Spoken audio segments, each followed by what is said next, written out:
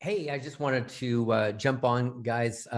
Whoever's watching, thank you for being here. I just wanted to talk about something that's really been coming up a lot. And, some of you will know my history and some of you will not. I'll give you a little background, but the subject that's been coming up a lot is this idea that, I'm part of a company and that their brand matters. And I'm seeing it a lot with my friends over at Sotheby's. I'm seeing it a lot with my friends at Compass. I'm seeing it a lot with my friends at some of the Christie's those Christie organizations where they bought into the fact that the brand really matters. And I've seen a lot of people, even my friends that have been with Gary Keller's company, and Gary and I have been friends for since '89, whatever that is, 30 some years. And Gary's originally intent was that it was not about their brand, it's about your brand. And in fact, he hired me to be the very first speaker for his very first convention in history. And the reason that he did that is because he was making the point then, and I think continues to make the point. I haven't talked to him in a couple of years, but I think his philosophy was always very much that you are the brand, and it's not about the company you're with. And I remember him saying, don't worry about our brand, we'll take care of that. You take care of your brand, build your brand, get known, get seen. And to make the bigger point that I can make because of my experience, this is really a topic that, as much as we beat it up, when I built my ad agency that solely built brands and marketing campaigns for realtors in the 80s, 90s, 2000s. I retired in 2010 from that.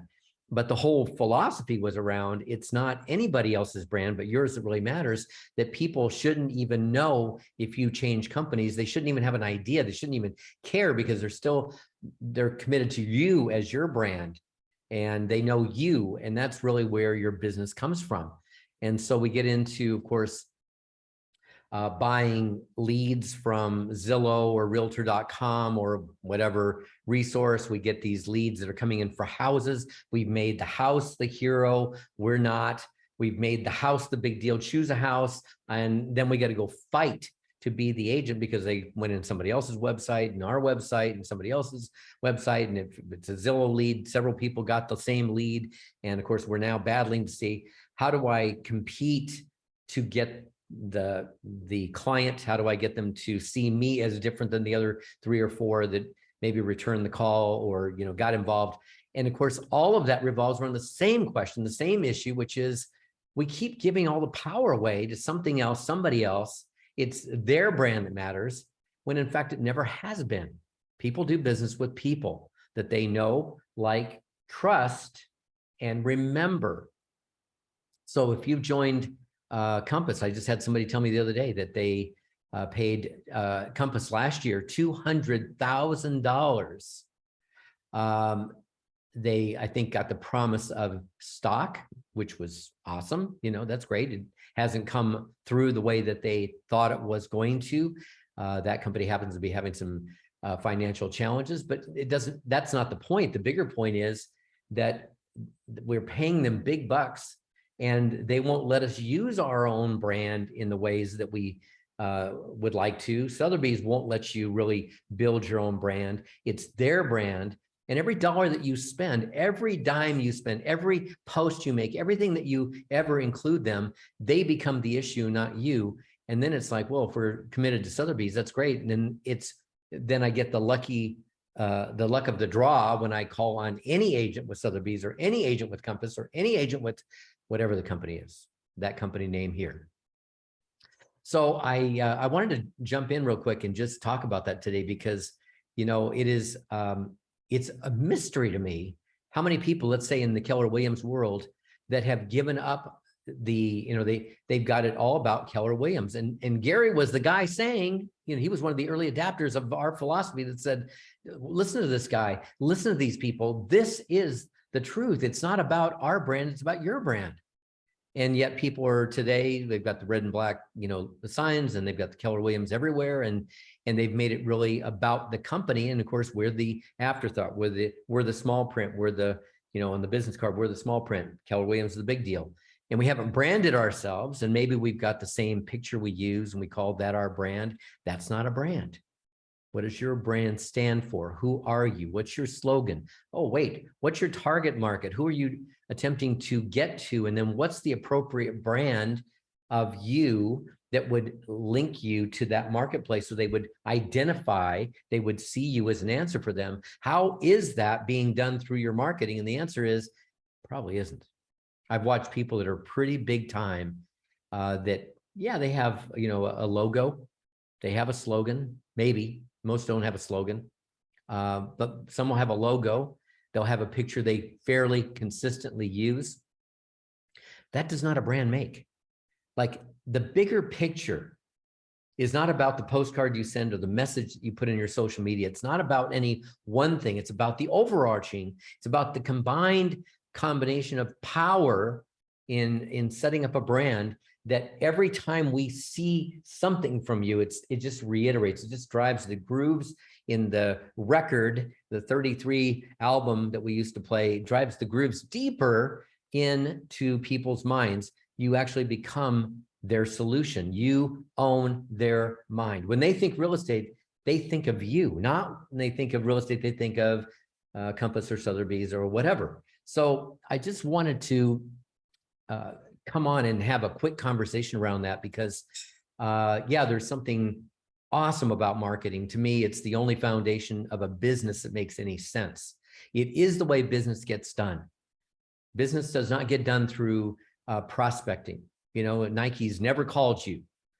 Procter & Gamble never calls you and says, come buy our products.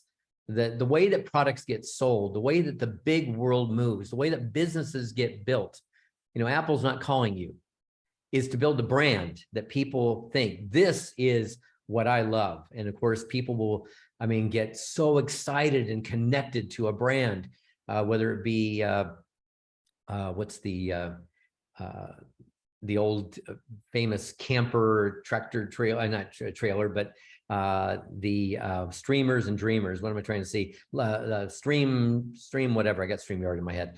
Or whether it's Columbia, or whether it's, like, think of brands of clothes, Escada, or, how much do we pay for a purse from,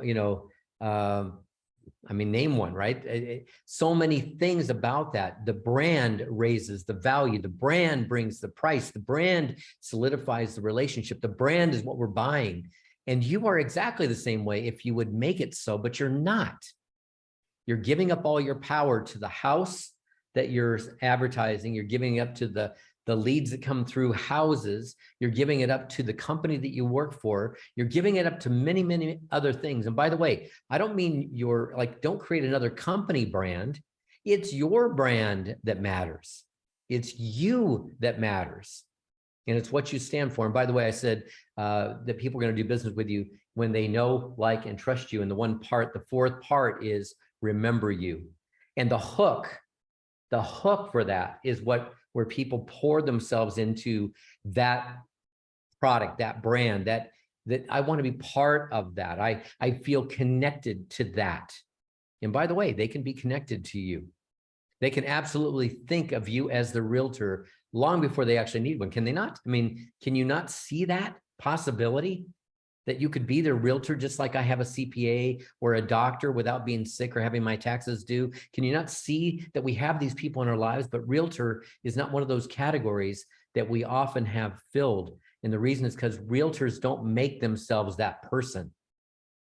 What they do instead is they make everything else the hero.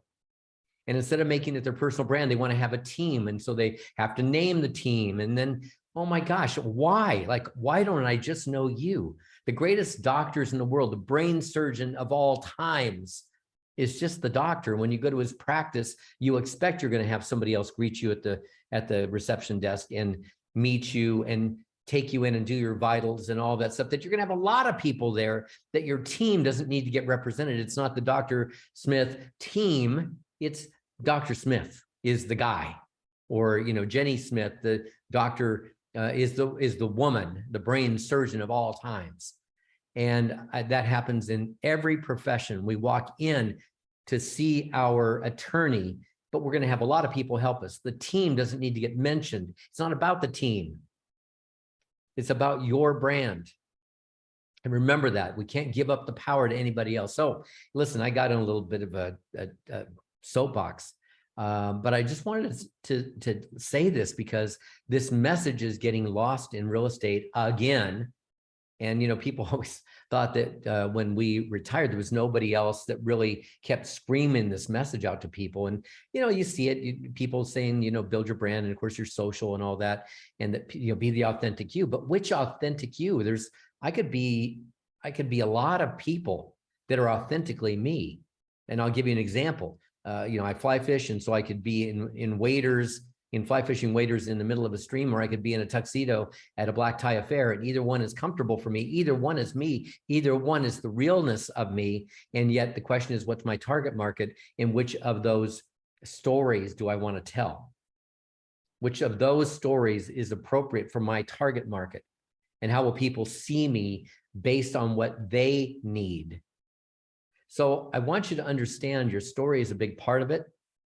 The story that you consistently tell. You know, I go to websites all the time, and, you know, the about is like, you know, 30 years in real estate, and I've sold many homes, and, you know, GRI and CRS and all the designations and $1 million clubs and all the garbage that the consumers can't even relate to. They don't even know what it means, except that you make a lot of money, that you're $1 million, you know, club member, which means you make a lot of money. If I was going to grind anybody on commissions, you'd be the one. So I want you to think about, like, what is it we portray versus what is it we want them to see as a human being that lowers the resistance, that you're not a realtor. Oh my gosh, you know, don't give them my phone number. Don't give them our real address. Don't give them our real information, because they're going to pound us.